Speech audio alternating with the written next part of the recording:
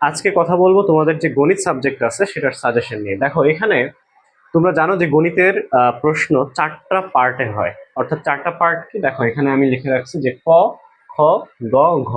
এই চারটা পার্টে তোমাদের প্রশ্নগুলো হয়। তাহলে তোমাদের এখন মনে প্রশ্ন জাগে যে ভাই গোল্ডেন এ প্লাস পাওয়ার জন্য আমি কিভাবে পড়াশোনা করব, বা আমার গোল্ডেন এ প্লাস পাইতে গেলে আমি কোন চ্যাপ্টার গুলো ভালো করে শেষ করব আর কোনগুলো একটু কম গুরুত্ব দিব।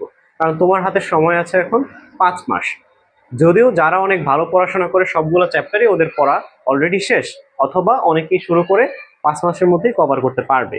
কিন্তু তোমরা যারা চিন্তা করতেছো যে না ভাই এত তো সময় নাই, আমার খুব গুছানো পড়া চাই, সেই হিসেবে আমাকে একটু গুছায় দেন যাতে আমি গোল্ডেন প্লাস পাইতে পারি। তো সেই হিসেবে আমার আজকে এই ভিডিওটা। দেখো তোমার প্রথম কথা হচ্ছে তোমার চারটা পার্ট নিয়ে তোমার চার ভাবে চিন্তা করতে হবে। আমার সৃজনশীল প্রশ্ন আসবে কয়টা? 8টা। তাহলে আমার দিতে হবে কয়টা? 5টা। কয় মার্ক? 50 মার্ক। তাহলে তুমি হিসাব করো, এখানে প্রতিটা বিভাগ থেকে যদি তুমি একটা করেও দাও তাও 40 মার্ক তোমার হয়ে যায়। আর 10 মার্ক তুমি কোত্থেকে দিবা? এইটা হচ্ছে সবচেয়ে বড় প্রশ্ন এখন। দেখো এখন আমরা একটু খেয়াল করি। ধরো আমি যদি তোমাকে বলি যে এই যে স্যাটো ফাংশন, এইটা থেকে প্রতি বছর ঢাকা বোর্ডে প্রশ্ন হয়ে থাকে। 2024 সালে হয়েছে, 2023 সালে হয়েছে, 2022 সালে হয়েছে। ইভেন আমরা যেই সালে পরীক্ষা দিচ্ছি সে সালেও এই বোর্ডের প্রশ্নটা ছিল। তাহলে এই যে স্যাটো ফাংশন, এটা থেকে তুমি প্রিপারেশন মাস্ট নিবা। এরপর তোমাকে যদি বলি এই যে বীজগাণিতিক যে দুইটা অধ্যায় আছে, এই দুইটা মিক্স আপও আসতে পারে, অথবা তোমাদের এই স্যাটো ফাংশনের সাথে কোনো একটা মিক্স আপ করে দিতে পারে। আমার কথা হচ্ছে এই যে এই পার্ট থেকে দুইটা কোয়েশ্চেন আসবেই। কয়টা কোয়েশ্চেন আসবে? দুইটা কোয়েশ্চেন আসবে। তাহলে তোমাকে একটা অ্যান্সার করতে হবে মাস্ট। তাহলে এই যে একটা অ্যান্সার করবা, কোনটা থেকে করবা? এই যে স্যাটো ফাংশন, এখান থেকে মাস্ট পড়া ট্রাই করবা। এখন ধরো তোমার এই ঢাকা বোর্ডে স্যাটো ফাংশনটা আসলো না, তাহলে এখন তুমি কি করবা? দেখো তোমার এই বীজগাণিতিক রাশি থেকে একটা মাস্ট দিবে। এই যে বীজগাণিতিক রাশি, এটা একটা সিঙ্গেল প্রশ্ন হবেই, মাস্ট। তাহলে তোমার এই বীজগাণিতিক রাশি অথবা এই সেট অফ ফাংশন থেকে তুমি মাস্ট একটা কমন পাইতেছো। তাহলে তোমার হিসাব করতে হবে যে এই দুইটা চ্যাপ্টার তোমাকে মাস্ট পড়তে হবে, এটা তুমি পড়ো আর না পড়ো। এখন সিকিউ এর ক্ষেত্রে তোমাকে এখান থেকে আমি বলে দিলাম একটা সিকিউ তুমি এখান থেকে লিখবা, সেটা সেট অফ ফাংশন হোক, সেটা বীজগাণিতিক রাশি হোক। এখন দেখো খ বিভাগ থেকে তুমি কি করবা। এখানে দেখো ব্যবহারিক জ্যামিতি আছে আর বৃত্ত আছে, 7 নম্বর চ্যাপ্টার আর 8 নম্বর চ্যাপ্টার। খেয়াল করো এই যে তোমার 7 নম্বর চ্যাপ্টারটা আছে ব্যবহারিক জ্যামিতি, এটা কিন্তু ছোট একটা অধ্যায়। এবং এই যে তোমার বৃত্ত, এটা কিন্তু অনেক বড় একটা চ্যাপ্টার। কারণ কি 8.5 পর্যন্ত আছে, তুমি একটু খেয়াল করে দেখো। 8.1, 2, 3, 4, 5। তাহলে তোমার অবশ্যই বুদ্ধিমানের কাজ হবে ব্যবহারিক জ্যামিতিটা শেষ করা।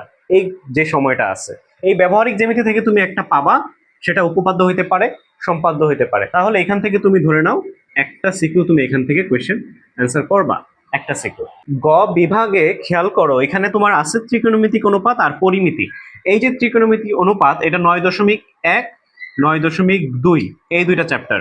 আর হচ্ছে 16 নম্বর চ্যাপ্টারটা মূলত 16.4 পর্যন্ত মনে হয় আছে। তাহলে তুমি খেয়াল করো তোমার ত্রিকোণমিতি দেওয়াটা বুদ্ধিমানের কাজ হবে নাকি পরিমিতি দেওয়াটা বুদ্ধিমানের কাজ হবে?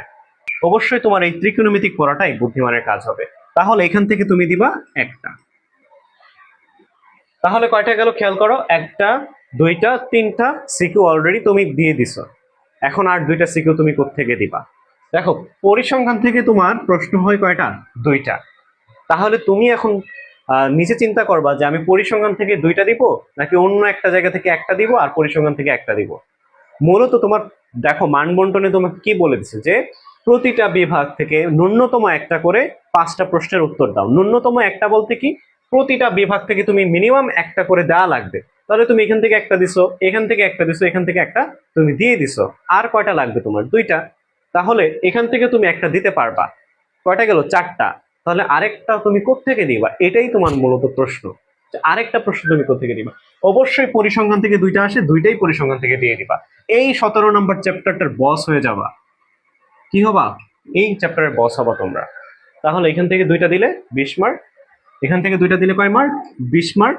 এখান থেকে একটা হচ্ছে 10 মার্ক, এখান থেকে 10 মার্ক, আর এই যে এখান থেকে 10 মার্ক। কত মার্ক হইলো টোটাল? 50 মার্ক। 50 মার্কস তোমাদের এখান থেকে টোটাল কমন। সিকিউ কোত্থেকে তোমরা দিবা এটা আশা করি বুঝে ফেলছো। প্রথম থেকে আবার আসি, দেখো সেট অফ ফাংশন পড়বা, বীজগাণিতিক রাশি মাস্ট পড়বা, এই দুটা চ্যাপ্টার স্কিপ করবা না। সেকেন্ড কথা হচ্ছে ব্যবহারিক জ্যামিতি অবশ্যই ফুল শেষ করবা। এটা যদি না পড়ো, বৃত্ত যদি না পড়ো, এটা অবশ্যই শেষ করবা। এবং ত্রিকোণমিতি ফুল 9.1 আর 9.2 ফুল শেষ করবা, মাস্ট, এটা যদি তুমি না পড়ো। আর হচ্ছে এই পরিসংখ্যান তো তোমার পড়া লাগবেই, মাস্ট, এছাড়া কোনো উপায় নেই। তাহলে তোমার সবগুলো চ্যাপ্টারই মোটামুটি শেষ কথা। এগুলা কিসের জন্য পড়বা? অনলি সিকিউ, শুধুমাত্র আমি বললাম সিকিউ এর জন্য এই চ্যাপ্টারগুলোই পড়বা। আর এই যে এমসিকিউ দেখো বহু নির্বাচনী, এই বহু নির্বাচনের ক্ষেত্রে তোমার কোনো সিউরিটি নাই, কারণ বীজগণিত থেকে তোমার 5টা দিয়ে দিতে পারে, তোমার ব্যবহারিক জ্যামিতি বা বৃত্ত থেকে তোমার দিয়ে দিতে পারে 3টা, হ্যাঁ বৃত্ত থেকে 3টা, পরিমিতি থেকে দিয়ে দিতে পারে 2টা।